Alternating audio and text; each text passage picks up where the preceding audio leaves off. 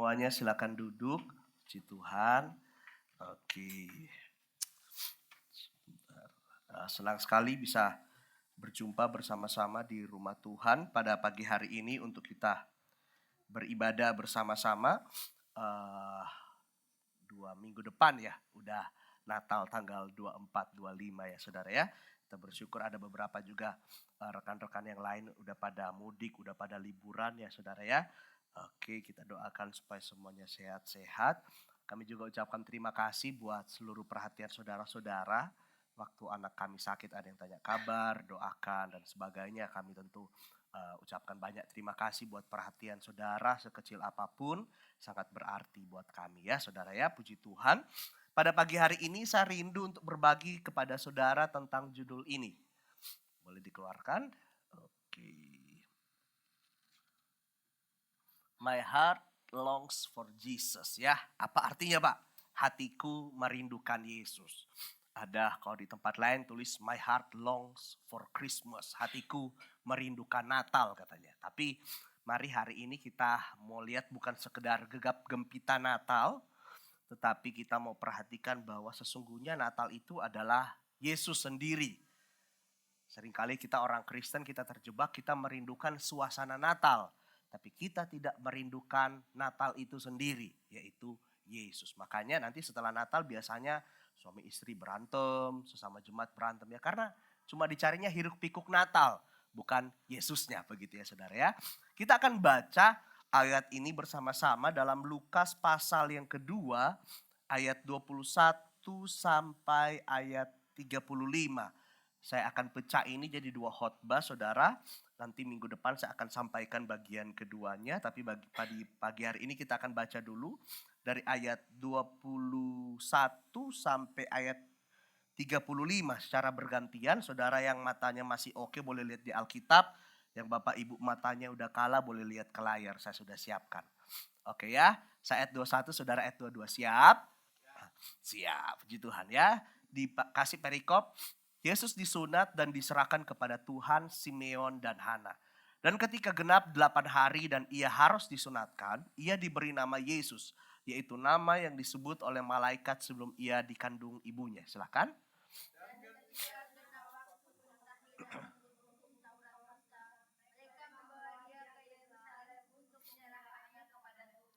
Seperti ada tertulis dalam hukum Tuhan, semua anak laki-laki sulung harus dikuduskan bagi Allah.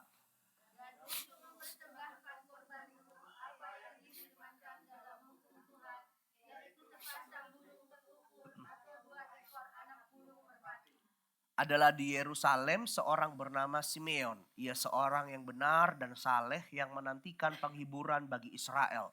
Roh Kudus ada di atasnya.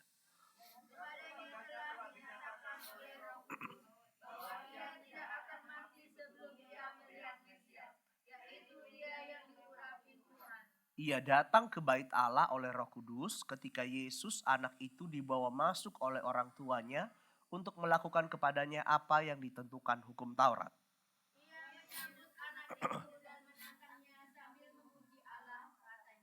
Sekarang Tuhan, biarkanlah hamba-Mu ini pergi dalam damai sejahtera sesuai dengan firman-Mu.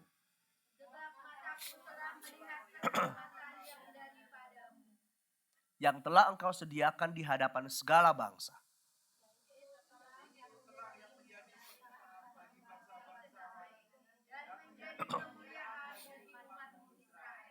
Dan bapa serta ibunya amat heran akan segala apa yang dikatakan tentang dia.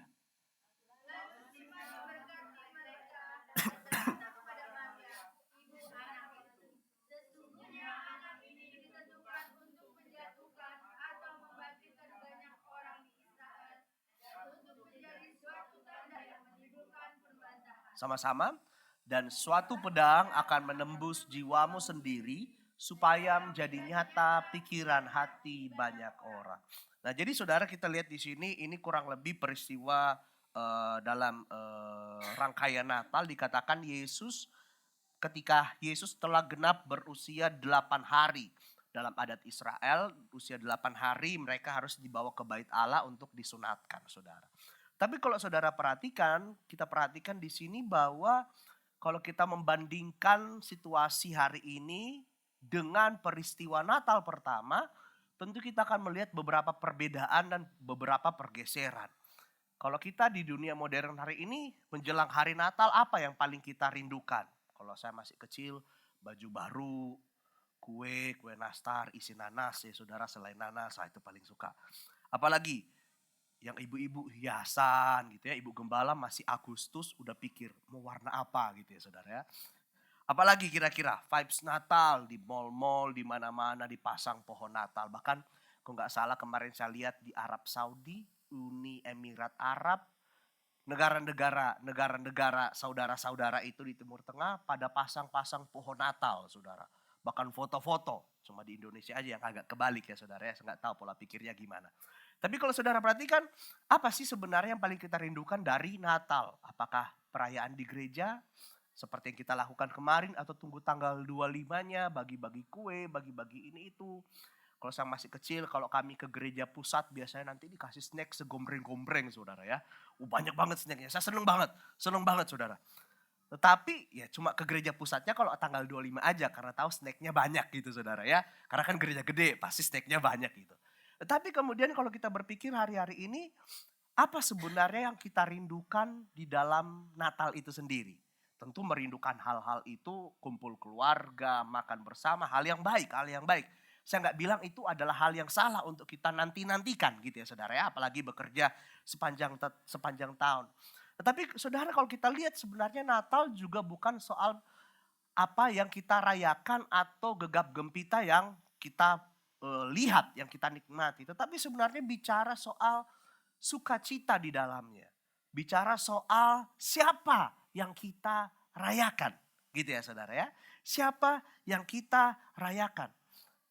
Kita bisa bersandiwara, keluarga-keluarga bisa bersandiwara saat Natal. Pada kumpul dan sebagainya. Tapi setelah Natal berantem jalan terus gitu ya saudara ya. Nanti baikannya tiap hari Natal. Tapi setelah hari Natal ya udah berantem lagi gitu saudara.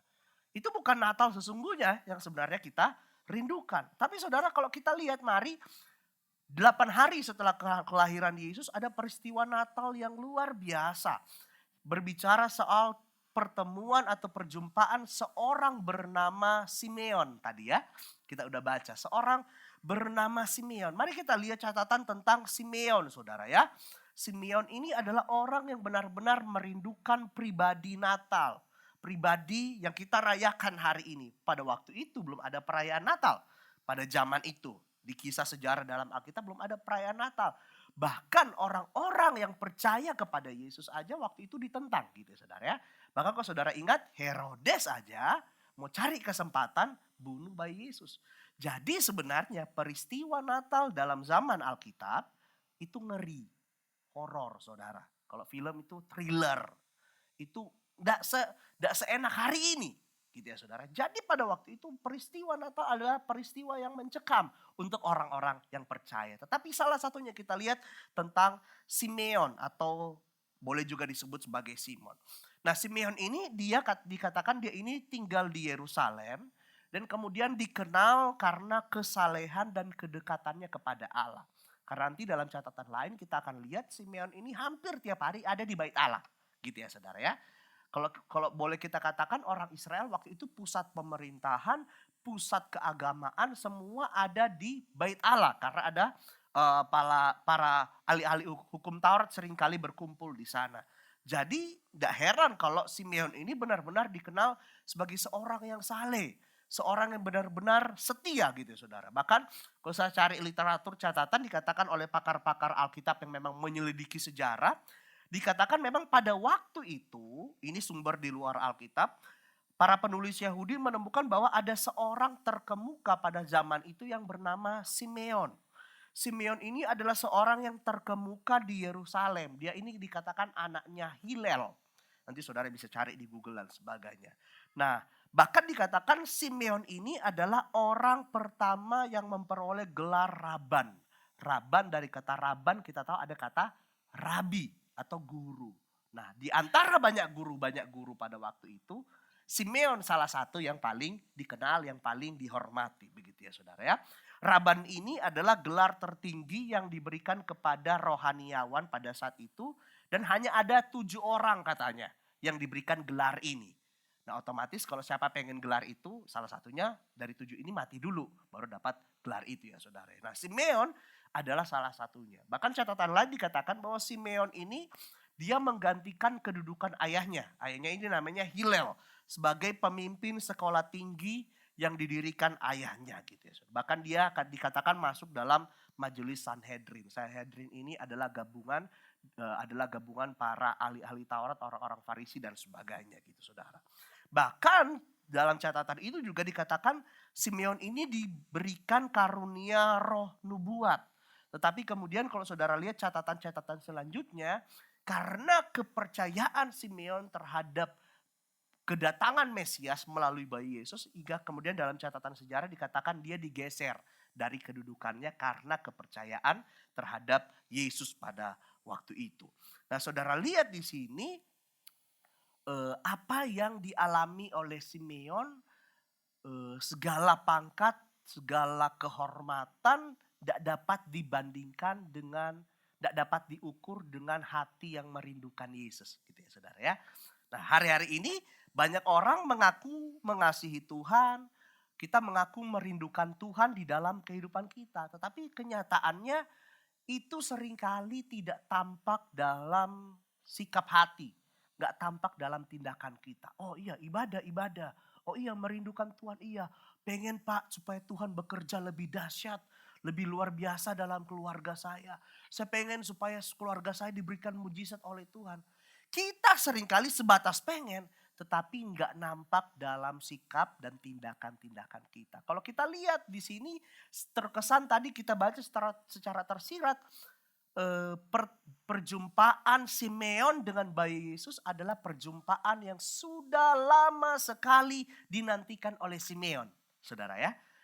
Dia benar-benar setiap hari, setiap minggu, waktu-waktu dalam hidupnya dia tahu, aku merindukan Tuhan. Nah, kita akan lihat, belajar dari Simeon bagaimana sebenarnya indikasi atau indikator dari hati yang merindukan Tuhan. Hati yang merindukan Tuhan dalam hal apapun. Kita pengen Tuhan bekerja dalam keluarga kita. Kita pengen Tuhan buat terobosan dalam pekerjaan kita. Kita pengen lihat kuasa Tuhan bekerja dalam segala sesuatu yang kita doakan. Nah mari kita belajar dari Simeon sikap-sikap tindakan-tindakan seperti apa yang kemudian menunjukkan bahwa kita sedang merindukan Tuhan dalam kehidupan kita. Kita lihat yang pertama Bapak Ibu Saudara. Apa indikasi atau indikator dari hati yang merindukan Tuhan? Yang pertama, itu akan tampak melalui kesadaran kita untuk hidup dalam kebenaran. Kalau kita ngaku merindukan Tuhan, di hati ini berkobar-kobar kerinduan terhadap Tuhan. Tiap hari Minggu adalah hari di mana tidak sabar, mau ibadah, mau berdoa gitu ya saudara ya. Pulang ke rumah selesai bekerja tidak sabar, mau baca Alkitab gitu ya saudara ya. Nah itu akan tampak melalui kesadaran kita untuk hidup dalam kebenaran. Saudara lihat ayat 25 yang saya highlight sendiri. Ayat 25 adalah di Yerusalem seorang bernama Simeon. Baca, ia seorang yang benar dan saleh. Kalau ini dicatat dalam Alkitab berarti itu adalah kebenaran. Bahkan kalau boleh saya tambahkan sumber-sumber lain selain Alkitab pun mencatat dalam sejarah tradisi Yahudi ada buku-bukunya biasanya saudara. Itu pun mencatatkan hal yang sama. Berarti dikonfirmasi oleh sorga. Dikonfirmasi oleh orang-orang yang ada di sekitar, Simeon ini adalah seorang yang benar, seorang yang saleh. Kalau kita ngomong si A orang kudus, si A benar, itu penilaian kita. Tetapi beda dengan penilaian Tuhan gitu ya saudara. Kalau saya percaya, kalau apa yang sudah dicatat dalam Alkitab, itu kemudian adalah sebuah kebenaran yang harus kita percaya dengan sungguh-sungguh. Nah saudara perhatikan di sini, tidak disebutkan telah berapa lama Simeon ini dikenal sebagai orang benar dan saleh. Tidak ada catatan. Tetapi kalau saudara lihat, tetapi bila kedua kata ini benar dan saleh ini dilekatkan kepada diri Simeon, maka tentu ini adalah hal yang sudah disaksikan oleh banyak orang. Betul ya saudara ya? Sehingga Alkitab pun menegaskan hal yang sama. Nah saudara perhatikan, dari hal ini pula kita dapat ketahui bahwa kesalehan atau kebenaran hidup yang dibangun oleh Simeon tidaklah berlangsung sebentar. Hanya karena dia udah terima nubuat bahwa dia akan berjumpa dengan Yesus, dengan bayi Yesus. Kemudian tahu-tahu dia langsung hidup benar, hidup saleh. Enggak. Tapi saya percaya ada sebuah proses yang dilalui demikian lama. Yang dilakukan, yang diusahakan Simeon. Yang itu kemudian dikenal oleh orang-orang yang ada di sekitar Simeon. Nah saudara lihat di sini. Hal yang lain yang harus kita pikirkan adalah. Simeon dalam kesalehannya, dia tidak hidup dalam kesalehan hanya karena dia sudah dapat berita. Dia sudah dibukakan bahwa kamu akan berjumpa juru selamat. Kamu akan berjumpa dengan bayi Yesus. Tetapi justru karena ia hidup dalam kebenaranlah hingga kemudian berita sorga dibukakan kepada dia. Benar tidak saudara? Coba kita logika. Kira-kira orang yang tidak hidup benar, hidup saleh, tahu datang berita dari sorga. Otomatis tidak mungkin ya saudara ya. Susah. Kecuali itu atas izin Tuhan. Tetapi saudara justru karena Simeon udah hidup benar, hidup saleh, hidup dalam hal-hal yang seperti ini. Hingga kemudian dia dipercayakan berita Natal. Bahwa dia akan berjumpa dengan bayi Yesus saudara. Nah saudara lihat di sini bahwa ternyata ada kaitan yang erat antara hidup dalam kebenaran, membangun kesalehan hidup dengan hati yang merindukan Tuhan. Kira-kira coba pikir, saya pengen saudara berpikir. Kalau kita merindukan Tuhan, otomatis kita akan melakukan hal-hal yang yang Tuhan mau. Betul saudara? Betul. Bapak-bapak, ibu-ibu, ya dulu waktu masih pacaran, kira-kira kita akan ngikutin kemauan pasangan atau tidak akan ngikutin kemauan pasangan? Apa yang dia senang? Oh sukanya warna biru. Ya udah warna biru. Karena ibu gembala suka warna ungu. Jadi akhirnya saya wallpaper juga warna ungu. Gitu saudara ya. Mau ndak mau kalau saya boleh juga dicat ungu. Pasti dicat ungu sama dia gitu ya saudara ya. Cuma untung kemarin nego cat ini berhasil. Nggak ungu saudara ya. Puji Tuhan. Karena kalau ungu nanti sama merah kan bentrok ya saudara ya. Puji Tuhan. Melenceng sedikit. Tapi saudara perhatikan di sini. Kira-kira kalau kita suka sama seseorang, sayang sama seseorang, rindu sama seseorang, kira-kira kita mau turutin maunya apa enggak turutin maunya saudara? Kita otomatis akan turutin maunya. Apa aja kita bisa sesuaikan gitu. Bisa, bahkan termasuk mungkin saya enggak suka makan pedas. Ibu gembala suka makan pedas. Setelah menikah, ya udah akhirnya dia ngikut saya. Pedesnya dikurangin sedikit, dikurangin sedikit, dikurangin sedikit. Saya rasa demikian analogi yang sama dalam hubungan kita dengan Tuhan. Amin saudara. Kalau kita merindukan Tuhan bekerja di dalam hidup kita, otomatis kita juga akan melakukan apa hal-hal yang Tuhan senang. Termasuk di dalamnya hidup dalam kebenaran. Amin. Firman Tuhan adalah isi hati Tuhan, betul saudara. Hal-hal yang disukai Tuhan. Otomatis orang-orang yang mengaku merindukan Tuhan dalam hidup mereka. Kita pun akan merindukan bagian-bagian dari firman-Nya. Amin saudara. Mari ini jadi sebuah telaat teguran dalam diri kita. Seberapa kita mengaku merindukan Tuhan. Seringkali kita hanya merindukan berkat-Nya. Tapi kita tidak merindukan tanggung jawab yang harus kita lakukan. Kita pengen Tuhan kerja begini. Tuhan aku mau begini. Tuhan aku mau begini. Tapi kita tidak mau hal-hal yang Tuhan sukai.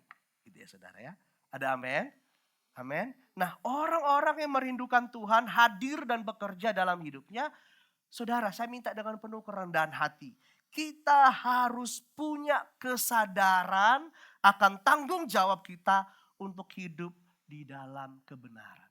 Nah sekali lagi kita hidup dalam kebenaran, sekali lagi bukan sebagai sogokan. Oh supaya Tuhan begini, supaya Tuhan begini. Tetapi ini sebagai tanggung jawab. Paham ya saudara ya? Sebagai sebuah tanggung jawab untuk kita lakukan. Karena hari ini yang harus kita pahami gini saudara. Kita tidak bisa hidup benar. Betul saudara, dengan kekuatan kita tidak mampu. Tetapi Kristus di atas kayu salib 2000 tahun yang lalu. Dia membenarkan saya dan saudara. Itu yang kemudian apa? Membuat kita hidup dalam kebenaran hari ini. Bukan sebagai sogokan kepada Tuhan supaya Tuhan kasih ini ke kita. Kasih ini ke kita. Tetapi kita hidup dalam kebenaran menuruti firman-Nya. Karena kita merindukan Tuhan. Itu sebagai sebuah tanggung jawab yang harus kita lakukan. Beda ya saudara ya. Kita lakukan A supaya dapat Z. Dan kemudian kita lakukan A karena sudah dapatkan Z. Betul ya? Beda ya? Beda ya. Nah, kita hidup dalam kebenaran karena kita sudah dibenarkan. Bukan sebagai sogokan kepada Tuhan. Berapa banyak kita seringkali begitu. Saya juga termasuk seperti itu. Seringkali lupa, lalai. Saya pikir dengan banyaknya doa, dengan banyaknya ini, banyak sogok Tuhan supaya Tuhan begini, supaya Tuhan begini. Ternyata ketika kita baca firman Tuhan sebenarnya itu adalah sebuah tanggung jawab kita. Sehebat apapun usaha dan kekuatan kita untuk hidup dalam kebenaran, kita tidak bakalan bisa, saudara.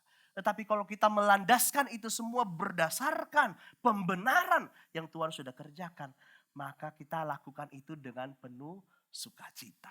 Nah, orang-orang yang merindukan Tuhan, mereka melihat hidup dalam kebenaran bukan sebagai sogokan, tetapi sebuah tanggung jawab, saudara.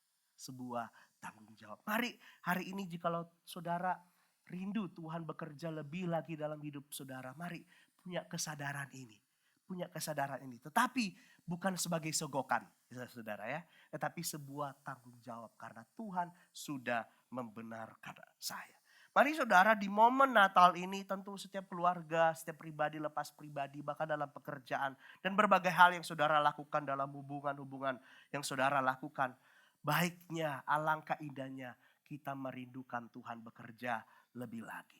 Mari kita ikuti firman-Nya, mari kita hidup di dalam kebenaran. Karena saya percaya ketika orang-orang percaya dengan kesadaran penuh melakukan tanggung jawab mereka untuk hidup dalam kebenaran. Sorga pun tidak akan menahan berkat saudara. Ada amin? Amin. Sorga tidak akan menahan berkat saudara. Karena itu adalah sebuah, kalau boleh saya katakan itu adalah sebuah sistem otomatis kerajaan sorga. Gitu ya saudara ya. Bukan sebagai sogokan. Karena saudara hidup dalam kebenaran, Tuhan pun tidak akan tahan berkat-berkat itu. Memang cuman seringkali kita pola pikirnya kita lakukan A, lakukan B, lakukan C supaya dapat ini, dapat ini. Padahal sebenarnya kita lakukan aja dengan sukacita karena itu tanggung jawab, berkatnya akan turun sendiri. Ada amin saudara? Nah kalau kita lihat ayat tentang contoh tentang kesalehan atau contoh tentang kebenaran, itu saya selalu teringat tentang Ayub. Ya saudara ya. Kisah tentang Ayub. Saya tulis greater suffering for greater glory. Apa artinya? Penderitaan yang luar biasa untuk kemuliaan yang luar biasa gitu ya. Yang hebat. Tidak ada mahkota tanpa penderitaan. Tidak ada kemenangan tanpa kelelahan gitu ya saudara. Tidak ada kemuliaan tanpa penderitaan. Nah kita kalau boleh kita lihat dalam kesalehan Ayub. Kalau saudara ingat ya, dia alami tiga tahap atau tiga pengujian dalam 3 level. Level jasmani, kekayaan, harta, properti, hilang dalam sekejap ya saudara ya. Nggak tulis dalam catatan Alkitab hilang dalam sehari atau berapa hari. Yang kedua, kehilangan anak-anaknya. Wah ini menggoncang jiwa saudara ya. Menggoncang jiwa. Kita lihat Facebook aja ada anak bayi meninggal, kita aja sedih. Apalagi ini anaknya kalau di rumah duka 7 putih retet-retet langsung saudara. Gimana perasaan saudara? Itu Ayub alami. Goncang jiwa enggak? Goncang jiwa pasti. Dan kemudian apalagi? Istri durhaka gitu ya. Istrinya ini kayak maling kundang, durhaka. Udah jatuh ketiban tangga, istri juga mulutnya gak bisa dikontrol gitu saudara ya. Istrinya ngomong, udah mati aja, kutukilah Tuhan katanya. Diomongin dia kalau saudara ingat. Goncang jiwa enggak saudara? Goncang jiwa. Kalau jasmani, jiwani udah tergoncang, pasti yang rohani juga akan tergoncang gitu ya saudara. Nah kita aja ekonomi agak susah sedikit, langsung malas gereja, langsung malas ini, langsung malas ini. Ini hadapi masalah ekonomi, anak-anak, keluarga. Tetapi kemudian saudara lihat bahwa di tengah-tengah keadaan itu semua tidak dikatakan bahwa Ayub berdosa dengan bibirnya. Karena kenapa? Ayub membangun kesalehan hidup. Ayub membangun kebenaran hidup bukan sebagai sogokan kepada Tuhan. Karena dia tahu itu adalah sebuah tanggung jawab yang harus ia lakukan. Makanya ketika datang badai, datang ujian, datang hal-hal yang mungkin menggoncang dirinya, Ayub tahu bagaimana dia harus bertindak ya saudara ya. Saya percaya bahwa hati yang merindukan Tuhan akan tampak melalui sikap-sikap kita untuk hidup dalam kebenaran. Saat semuanya berjalan dengan mudah, gampang ya saudara ya ikut Tuhan. Tetapi pertanyaannya bagaimana saat semuanya sulit? Bertahun-tahun saudara doa tidak ada terobosan. Bertahun-tahun saudara usahakan ora et labora, berdoa dan bekerja, tidak ada jalan keluar dan sebagainya. Bagaimana? Apakah kita masih mau percaya? Apakah kita masih mau bertahan? Hati yang merindukan Tuhan akan tampak melalui sikap-sikap kita untuk hidup dalam kebenaran. Sesulit apapun, sesukar apapun keadaannya, selalu akan tampak. Amin saudara. Tentu kita nggak bisa menafikan bahwa seringkali kita lemah. Tentu kita harus ngomong itu. Tetapi mari, kalau saudara merasa lemah, dalam situasi ini, dalam ombak ini, akhirnya keluar ya aslinya saya. Ternyata saya tidak cukup percaya. Ternyata saya tidak cukup merindukan Tuhan. Saya cuma rindu Tuhan ketika semuanya baik-baik saja. Karena pengen tambah kaya, tambah sukses dan sebagainya. Tapi ketika semuanya berjalan tidak sesuai rencana, ya ternyata dalam hati gembala tidak tahu, istri tidak tahu. Ternyata ngomel ya dalam hati ya. Ternyata ngomong tanya Tuhan, kok gini ya Tuhan. Berat sekali ya Tuhan ya. Tapi mari saudara, kalau saudara merindukan Tuhan dalam hidup saudara, itu akan tampak dari sikap-sikap saudara dalam kehidupan. Itu yang pertama. Yang kedua, apa tanda indikasi atau indikator dari hati yang merindukan Tuhan?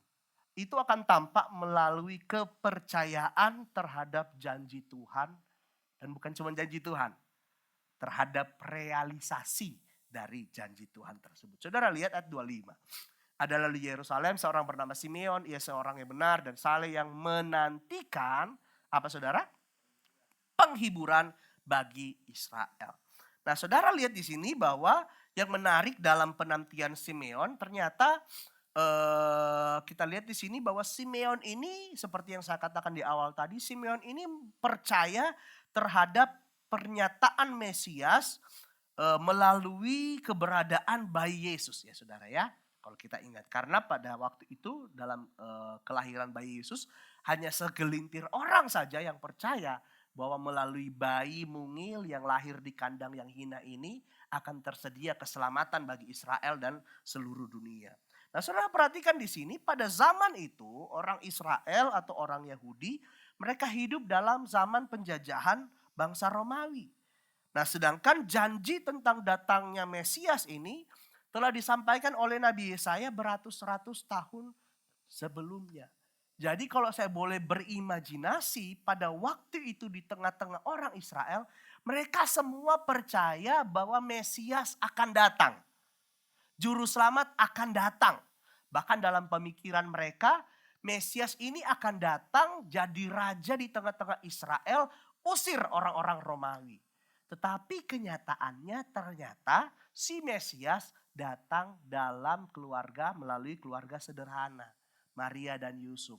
Lahirnya aja di kandang yang hina Bapak Ibu Saudara. Kotak-kotak penginapan sana sini tidak ada yang mau terima dan sebagainya. Bahkan si bayi Yesus atau Mesias ini tumbuh dalam keluarga seorang tukang kayu bernama Yusuf. Jadi otomatis pada waktu itu walaupun banyak orang percaya Mesias akan datang, tetapi tidak semua percaya bahwa Mesias ini datang melalui bayi Yesus, saudara. Nah saudara lihat, Simeon ini adalah segelintir orang yang percaya terhadap janji Tuhan tentang Mesias. Dan dia juga percaya bahwa Mesias ini datang melalui bayi Yesus pada waktu itu, saudara. Nah, jadi kita lihat di sini, Simeon tidak hanya percaya terhadap janji Tuhan terhadap Mesias, tetapi dia juga percaya terhadap realisasi janji itu sendiri, saudara. Nah, saya boleh simpulkan ternyata ada 3 jenis orang dalam mempercayai janji Tuhan. 3 jenis. Kita lihat yang pertama, jenis yang pertama adalah mereka yang tidak percaya janji Tuhan sama sekali.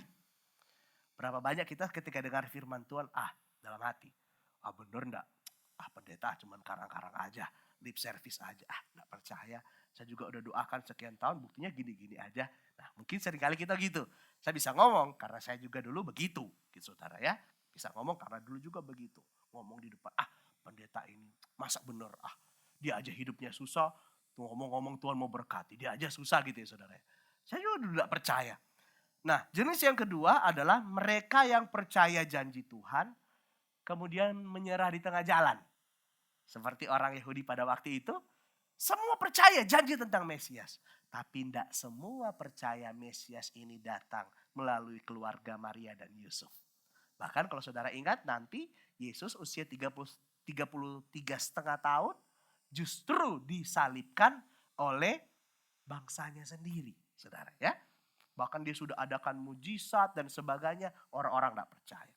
Nah itu jenis yang kedua. Jenis yang ketiga adalah mereka yang percaya janji Tuhan, tetapi kemudian mereka juga percaya terhadap realisasinya. Oh itu saya salah ketik ya, saudara, tidaknya tidak ada. Mereka yang percaya janji Tuhan, tetapi mereka juga percaya terhadap realisasi janji itu, saudara. Nah, Simeon adalah salah satu orang yang percaya terhadap janji Tuhan dan percaya terhadap realisasi janji itu. Nah, apa kaitan dengan hati yang merindukan Tuhan? Orang-orang yang sungguh-sungguh merindukan Tuhan di dalam hidupnya akan tampak melalui kepercayaannya, akan tampak melalui responnya ketika janji tersebut bahkan datang dalam cara yang berbeda. Nah saudara, bila kita merindukan Tuhan, maka kita akan tetap percaya terhadap janjinya. Bahkan kita tidak akan kecewa kalau janji itu direalisasikan dengan cara yang berbeda, dengan versi yang berbeda, tidak seperti yang kita mau, saudara. Kalau kita percaya, rindu sama Tuhan bekerja di hidup kita. Bahkan sekalipun ketika doa-doamu belum dijawab. Pintu-pintu yang saudara pikir saudara bisa buka, tetapi ternyata Tuhan malah tutup. Saudara tidak akan kecewa dengan itu semua. Ada amin? Orang-orang yang merindukan Tuhan, saudara akan tetap percaya bahkan ketika fakta hidupmu berkata berbeda. Kalau kita merindukan Tuhan, kita akan terus percaya bahkan mungkin penderitaanlah yang kita terima. Ada amin saudara? Amin. Kalau kita benar-benar merindukan Tuhan, itu akan tampak melalui respon kita. Bahkan ketika doamu tidak dijawab, situasimu tambah sulit walau saudara udah setia. Bukankah seperti itu? Kita malah tambah setia, cobaannya makin banyak. Tambah dalam mengenal Tuhan, makin banyak ujian dan sebagainya. Makin lama berdoa, tidak dijawab-jawab oleh Tuhan dan sebagainya. Justru saudara, di tengah-tengah itu semua, kita kemudian dapat menilai hati kita. Hati kita ini buat Tuhan seutuhnya atau sebenarnya buat diri sendiri sih? Kita berdoa, kita ibadah dan sebagainya. Tetapi ternyata kita egois, kita menyembah diri kita sendiri. Kita cuma memanfaatkan Tuhan dan kuasanya supaya kita yang kelihatan hebat. Wah doaku dijawab, tambah kaya, tambah diberkati, tambah maju, anak-anak pintar dan sebagainya. Tapi saudara mari, hati yang merindukan Tuhan itu akan tampak melalui sikap kita. Bahkan ketika doa-doamu tidak dijawab. Bahkan ketika fakta-fakta hidupmu berkata beda dengan apa yang saudara sudah gumulkan hari-hari ini. Ada amin saudara? Ada amin. Memang kalau bicara penderitaan, tidak semua gereja suka, tidak semua orang suka. Tapi itu kenyataannya. Gitu ya, saudara, makanya saya sering heran kalau ada gereja tiap minggu jemaatnya di khotbahin berkat mulu gitu saudara. Bingung, nanti pas jemaatnya susah, jemaatnya nanti ngomong, wah katanya Tuhan memberkati, kok saya susah sekarang gitu kan. Beda, mungkin marketing barangkali saudara ya. Marketing biar jemaatnya banyak. Saudara. Puji Tuhan. Nah kalau saudara bisa lihat contohnya itu dalam Yesaya 40 ayat 27 sampai 31, kita tidak ada waktu untuk baca, tapi nanti kalau saudara mau baca bisa saudara baca di rumah nanti ya. Puji Tuhan. Lanjut yang ketiga, yang terakhir saudara. Puji Tuhan. Indikasi atau indikator dari orang-orang yang merindukan Tuhan itu selalu ditandai dengan kesediaan mereka untuk mendengar dan menaati pimpinan Roh Kudus atau suara Roh Kudus. Saudara lihat ayat 25, 26, 27 yang saya highlight sendiri ya saudara ya. Baca aja ya biar gak ngantuk ya saudara ya. Puji Tuhan.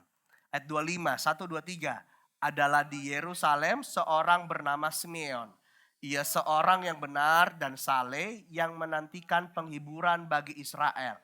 Roh Kudus ada di atasnya. Lanjut. Dan kepadanya telah dinyatakan oleh Roh Kudus bahwa ia tidak akan mati sebelum ia melihat Mesias, yaitu Dia yang diurapi Tuhan. Ia datang ke bait Allah oleh Roh Kudus ketika Yesus anak itu dibawa masuk oleh orang tuanya untuk melakukan kepadanya apa yang ditentukan hukum Taurat. Nah, saudara lihat bentuk pekerjaan Roh Kudus ini dalam kehidupan Simeon ini masih dalam versi perjanjian lama. Kalau dalam perjanjian lama kita ingat bahwa Roh Allah atau Roh Kudus diam di dalam diri seseorang untuk melakukan tugas-tugas tertentu ya saudara ya. Kalau kita lihat dalam perjanjian baru bahkan dikatakan Roh Allah diberikan di dalam hati setiap orang-orang yang percaya. Nah saudara lihat di sini bahwa Simeon ini kemudian dipakai Tuhan secara khusus untuk dinyatakan janji tentang Mesias gitu ya saudara. Dinyatakan janji tentang kehadiran Yesus, kedatangan Yesus pada waktu itu. Itu yang kemudian juga membuat Simeon ini dengan sangat sungguh-sungguh, dengan sangat semangat merindukan perjumpaan dengan bayi Yesus di sini. Nah, tetapi gini saudara, terlepas dari peran Roh Kudus di sini, yang saya mau soroti adalah ini, kesediaan Simeon untuk mendengar dan menaati Roh Kudus. Karena beda ceritanya, kalau Simeon tidak mau dengar, tidak mau taati Roh Kudus, walaupun Roh Kudus udah ada dalam diri dia, kasih berita Natal tentang kedatangan Yesus, kalau si Simeon memang tidak mau, dia tidak bakalan pergi.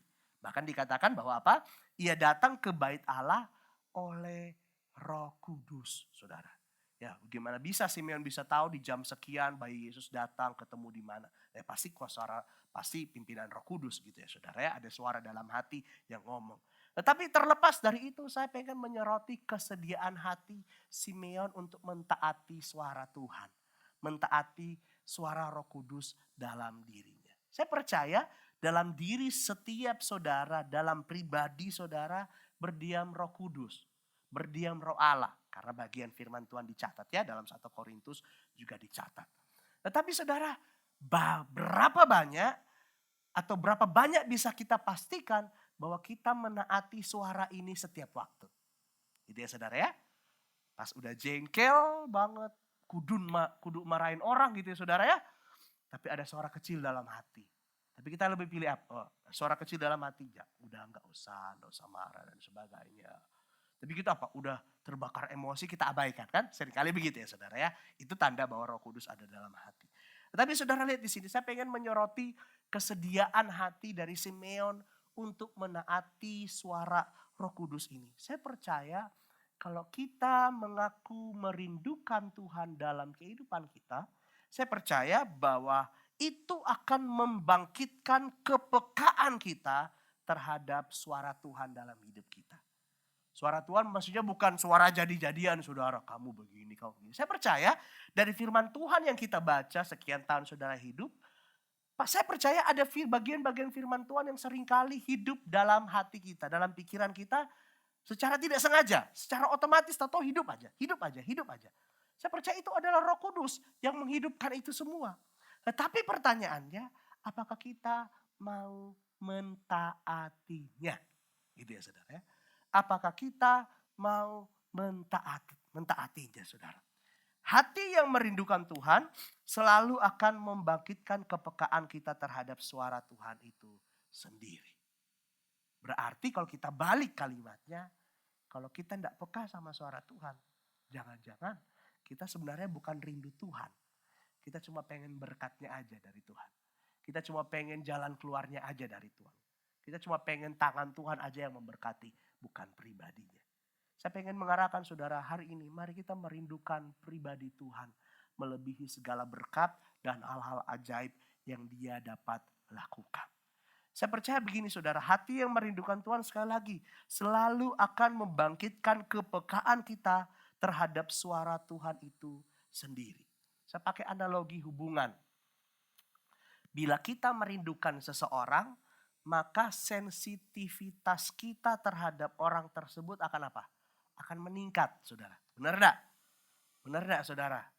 Benar, kalau kita lagi rindu seseorang, dengar suaranya aja atau mirip-mirip langsung gitu ya saudara ya. Excel rindu omanya karena sakit berapa lama, tahu-tahu kita teriak, "Oma!" Dia pikir omanya gitu saudara, langsung sensitif, pulang masuk langsung, "Oma, ama, ama, ama, ama." Gitu ya saudara. Saya percaya analogi yang sama. Kalau kita merindukan Tuhan, maka kita juga akan sensitivitas kita, kepekaan kita terhadap Tuhan juga akan meningkat. Hari ini barangkali kita tidak peka sama apa yang Tuhan mau kerjakan. Jangan-jangan kita tidak sedang merindukan Tuhan. Kita cuma pengen berkatnya aja. Kita tidak pengen pribadinya. Mari hari ini kita mengecek kembali dari indikator-indikator yang sudah saya sampaikan. Apakah hati kita ini merindukan Tuhan, pribadinya. Atau sebenarnya selama ini yang kita kejar hanya tangannya yang kita pengen. Wah dapat berkat, dapat berkat, dapat berkat. Saya percaya orang-orang yang merindukan pribadi Tuhan akan tampak dari sikap-sikap hidupnya. Akan tampak melalui kepekaannya terhadap suara Tuhan. Saya percaya, saya bukan menganut ajaran suara Tuhan beda dari Alkitab dan sebagainya. Saya percaya kalau Tuhan bicara dalam diri kita itu selalu sesuai dengan firman Tuhan. Amin saudara ya. Saya tidak menganjurkan, oh saudara, Pak saya dengar Tuhan ngomong gini. Saya harus ke kubur, mama saya bawa kembang, taruh garam. Suara Tuhan itu bu. Iya Pak, setiap kali saya doa selalu Tuhan kasih ingat, kasih visi itu katanya. Saya ngomong, ini kayaknya kebablasan ini. Sok rohani kayaknya akhirnya jadi dukun ya saudara ya. Jadi dukun. Tapi saya percaya saudara, suara Tuhan itu selalu sesuai dengan firman Tuhan. Ya kalau kita sering baca firman Tuhan, ya Tuhan ingatkan hal-hal yang dari firman Tuhan. Kalau kita ngaku, wah saya dapat penglihatan ini Pak, saya digerakkan Tuhan begini. Saya tanya, tiap hari baca Alkitab? Enggak. Itu udah pasti beda itu saudara. Udah aneh itu saudara ya. Udah aneh itu namanya maniak agama namanya itu saudara. Tapi mari hari ini, kalau kita merindukan Tuhan, saya percaya kepekaan kita terhadap suara Tuhan juga akan meningkat. Paling sederhana, Tuhan akan selalu ingatkan bagian firman Tuhan. Itu yang paling sederhana. Saya nggak ngomong bahwa saudara di tengah kamar lagi berdoa, tahu-tahu datang cahaya putih, kemudian ngomong, saudara merinding, dingin leher saudara. Enggak, saya nggak bicara begitu. Tapi nggak menafikan juga Tuhan bisa bekerja. Karena kapan lalu ada seorang ibu di Medland, dia menikahnya Hindu, dia ngomong memang ketika mimpi, 2 kali mimpi datang cahaya putih, datang dia merangkul dia. Itu karena memang Tuhan sedang pakai untuk ke dia gitu ya saudara ya. Tetapi kita nggak bisa mengharapkan, saya pengen pengalaman yang sama, suara Roh Kudus, suara Tuhan yang sama. Harus kayak begitu, harus saya dengar gitu ya saudara ya. Enggak, tapi saya percaya kalau orang-orang percaya kita baca firman Tuhan, Tuhan pun akan ingatkan, Roh Kudus akan ingatkan bagian-bagian firman Tuhan yang tepat dengan situasi saudara. Amin.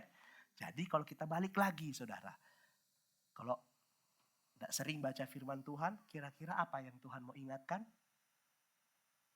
Tidak ada. Kalau tidak sering baca firman Tuhan. Apalagi kalau baca firman Tuhannya seminggu sekali. Pas pendeta ngajak baca juga saudara bengong, saudara blank gitu ya. Badan di sini, pikiran setrika, kompor gitu ya saudara. Ya susah. Tapi saya percaya seberapa banyak kita baca firman Tuhan, sejauh itu juga Roh Kudus akan ingatkan saya dan saudara. Ada amin. Tapi saya percaya juga seperti ini. Sekalipun mungkin saudara, apa sibuk Pak ini. Tapi Roh Kudus akan ingatkan dalam hati. Buka Alkitab, cari. Gitu ya saudara. Saya percaya juga. Saya sering arahkan anak-anak youth. Kalau kamu lagi stres, kamu lagi insecure dan sebagainya. Udah cari di Google aja. Ayat-ayat Alkitab tentang insecure. Ayat-ayat Alkitab tentang exhausted. Apalagi ya, macam-macam ya saudara. Tinggal cari di Google. Semuanya ada. Tinggal saudara baca, imani, Roh Kudus kuatkan. Ada amin. Karena kalau kita baca dalam Yohanes 14 ayat 26 dikatakan ini pribadi Roh Kudus. Siapa Roh Kudus? Dikatakan ayat 26, tetapi penghibur yaitu Roh Kudus yang akan diutus oleh Bapa dalam namaku, dialah yang akan apa saudara? Mengajarkan kamu. Ya, dialah yang akan mengajarkan kamu mengajarkan segala sesuatu kepadamu dan akan mengingatkan kamu akan semua yang telah kukatakan kepadamu. Kalau zaman itu pengajaran Yesus pada waktu itu ya. Tapi kalau hari ini Roh Kudus akan ingatkan kita mengenai firman Tuhan yang kita baca, yang kita dengar. Kalau Tuhan udah ingatkan melalui Roh Kudus, pribadi Roh Kudus, pertanyaannya, adakah kita mau mentaatinya? Saudara ya, kalau kita dengar hari ini bisa amin, amin. Coba berhadapan dengan situasi langsung. Apakah sekencang amennya dengan semangatnya? Beda. Pak ngantuk pak, aduh pak gini pak, aduh pak situasinya moodnya lagi ndak oke, suami istri lagi diem-dieman, aduh lagi begini dan sebagainya. Mari hari ini saudara, saya mendorong saudara, bila kita merindukan Tuhan, tampak dari sikap hatimu, tampak dari bagaimana respon kita kalau Roh Kudus udah ingatkan, pribadi Allah udah ingatkan. Kau bilang Roh Kudus bukan berarti saudara, oh saya harus punya pengalaman ajaib, enggak. Tapi hal-hal simpel yang Tuhan bicara, ingatkan dalam hati. Lagi ketik kerjaan, tenteng ingat apa? Oh ada ayat ini ya, oh ada ayat ini dan sebagainya. Bahkan kalau saudara lihat dalam Yohanes 14 ayat 16 sampai 17. Dikatakan begini. Baca sama-sama ya saudara ya. 1, 2, 3. Aku akan minta kepada Bapa dan ia akan memberikan kepadamu seorang penolong yang lain. Supaya ia menyertai kamu selama-lamanya. Yaitu roh kebenaran. Dunia tidak dapat menerima dia. Sebab dunia tidak melihat dia dan tidak mengenal dia. Tetapi kamu mengenal dia. Sebab ia menyertai kamu dan akan diam di dalam kamu. Roh Kudusnya udah ada. Kalau kita ngaku merindukan Tuhan. Itu akan tampak dari seberapa besar kita mau mentaati suara Roh Kudus lewat hal-hal yang ia ingatkan melalui firman Tuhan yang kita baca. Semakin sedikit saudara baca firman Tuhan, maka saya yakin juga sedikit Tuhan ingatkan ketika saudara alami hal-hal tertentu dalam hidup saudara. Tapi makin banyak baca Alkitab, mungkin pada waktu itu kita tidak ngerti, kita tidak paham. Tapi satu masa dalam cara Tuhan yang ajaib untuk situasi yang sedang saudara hadapi, Tuhan akan ingatkan. Ada amin saudara? Mari 3 indikator tadi nanti kita akan berdoa. Saudara yang telaah dalam hati, nilai dalam hati. Apakah kita sungguh-sungguh merindukan Tuhan? Atau ternyata kita ngaku orang Kristen karena kita hanya pengen berkatnya aja. Kita gak pengen pribadinya. Saya ke gereja sogok Tuhan supaya kerjaan suami aman. Saya ke gereja sogok Tuhan supaya anak-anakku gak bandel. Saya ke gereja begini supaya nanti calonku ndak macam-macam gitu ya saudara. Saya ke gereja begini supaya anak-anakku begini supaya enggak. Kita merindukan Tuhan bukan karena berkatnya. Kita merindukan Tuhan karena pribadinya. Hari ini di momen Natal ini mari sebagai bahan perenungan. Sekali lagi, apakah kita merindukan Natalnya, gigap gempitan Natalnya, atau kita merindukan center utama, fokus utama dari Natal itu sendiri, yaitu Yesus dalam kehidupan saudara. Ada amin? Amin. Mari kita akan angkat pujian kepada Tuhan. Kita angkat pujian, ku rindu setiap waktu hidup dalam kebenaran-Mu.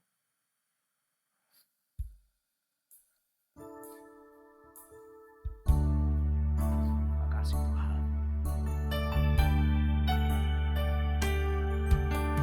Ku rindu setiap waktu hidupi kebenaran-Mu, bukan dengan kuatku, namun karena Roh-Mu, Yesus Kau yang ku pegang teguh. Mari sama-sama katakan, Engkaulah Tuhan, oh Engkaulah Tuhan, Engkau